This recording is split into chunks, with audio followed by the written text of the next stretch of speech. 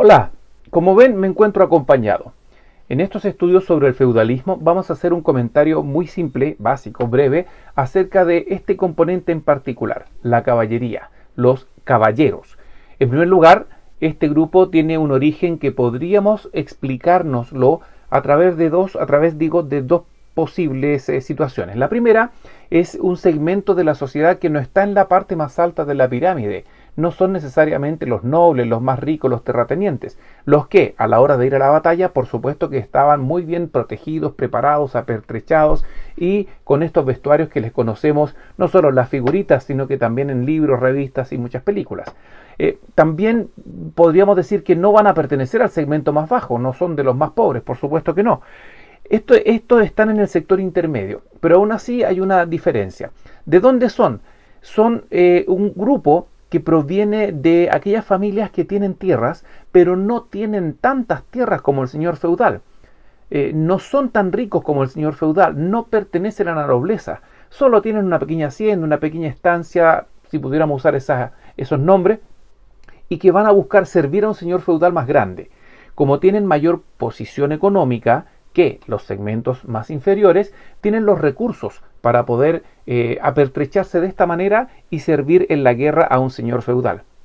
Estos tienen tierras, pero de allí el componente masculino de aquella familia siente un honor al poder ser parte del ejército del señor feudal, de este conglomerado de guerreros que son convocados por el señor feudal, y se van a distinguir del resto, obviamente porque van a tener caballo, escudero y algunos recursos que los otros no tienen. Otro tipo de caballero medieval es aquel que en realidad no tiene tierras o prácticamente son muy pequeñas, no tienen mucho valor y sin embargo son extraordinarios guerreros para la época y su oficio, su trabajo va a ser la guerra. Van a prestar servicios a un señor feudal y van a vivir prácticamente en el castillo o en las tierras del señor feudal, prácticamente también dedicados solo a la guerra. Allí podríamos encontrar una explicación simple del origen de este grupo, que no son arqueros, que son mucho más humildes, no pertenecen a la alta nobleza, ellos son los que prestan también un juramento al señor feudal, y su trabajo es la guerra. Este sector muy particular va a ser muy importante. Miren, veamos algunas cosas. Desde el punto de vista de la política, los caballeros tienen una injerencia muy grande porque son el grupo que le da el triunfo prácticamente a los señores feudales en cada una de estas batallas en las cuales se van a enfrentar con otro señor feudal o con otro reino. Políticamente, ellos no tienen más que, y en todo caso igual no es poco, el servicio a un señor feudal, que tal vez a través del señor feudal estos caballeros van a prestar de esta manera, a través del señor feudal, ¿qué cosa? Un apoyo al monarca. Van a pertenecer, ¿no es cierto?, a este grupo, ahí lo vamos a dejar, ¿ya?, a este grupo de soldados y de guerreros convocados por el señor feudal, que a su vez este ha sido convocado por el monarca. Entonces, desde el punto de vista político, son fieles servidores del rey a través de este mecanismo del feudalismo. ¿Ya? En el aspecto económico, la verdad es que los caballeros feudales podríamos decir de que no son un gran aporte. Su trabajo es la guerra. Ellos sentirían una ofensa si tuvieran que dedicarse a algún tipo de oficio o de trabajo. Su oficio es ser militar, digámoslo así, caballero. Y ponen sus propios recursos al servicio de los señores feudales y de los reyes.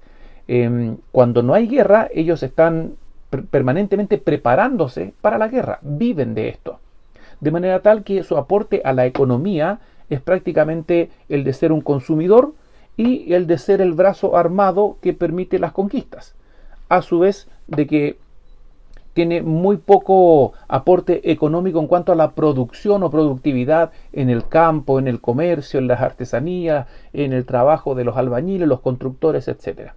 Desde el punto de vista social ya hemos dicho cuál podría ser su origen. En todo caso, ambos, los sectores intermedios, del sector intermedio bajo y del sector intermedio alto, según la cantidad de tierras que tienen, estos caballeros feudales siempre tienden como que a ascender. De una u otra manera son podríamos decir un buen partido, a veces para la hija de un señor feudal, a veces son un buen partido para para la nieta de un señor feudal. Entonces ahí es donde socialmente ellos siempre buscan un ascenso. Me apuro.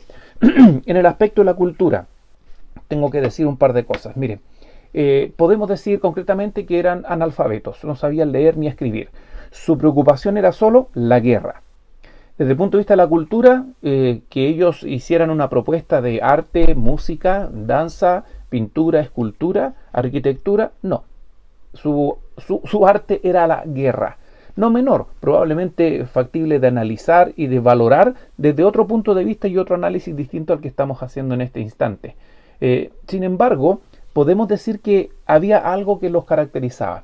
Se habla mucho de los ideales de los caballeros medievales.